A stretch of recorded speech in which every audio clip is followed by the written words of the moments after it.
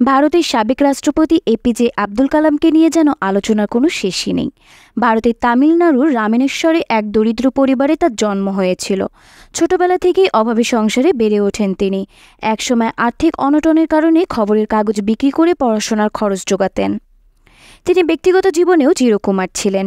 বিলাসবহুল জীবনে বিশ্বাসী ছিলেন না। রাষ্ট্রপতি হওয়ার পরও তিনি ছিলেন জনগণের সেবক।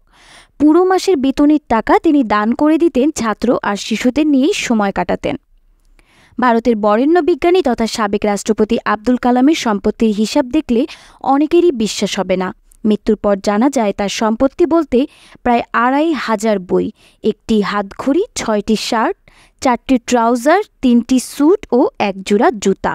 কালামের ব্যক্তিগত সম্পত্তির তালিকা ছিল না একটি এসি বা ফ্রিজ। গত ৫ দশক ধরে মানুষের সেবায় ব্রতী রাষ্ট্রপতি নিজের কোনো টেলিভিশনও ছিল না। সর্বশেষ প্রযুক্তির খবর রাখতেন রেডিও শুনে। খুঁটিয়ে খুঁটিয়ে পড়তেন খবরের কাগজ। তার বাসভবনে একটি টিভি ছিল, যেটা তার কর্মীরা দেখতেন।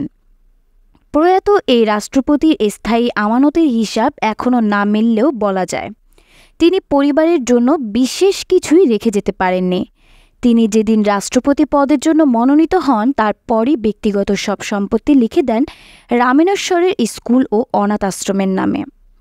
রাষ্ট্রপতির পদে মেয়াদ ফুরানোর পর তার জন্য রাজাজি মার্গে একটি দোতলা বাড়ি বরাদ্দ করে সরকার। কেউ দেখা করতে এসে কোনো উপহার দিলেও নিতেন না তিনি।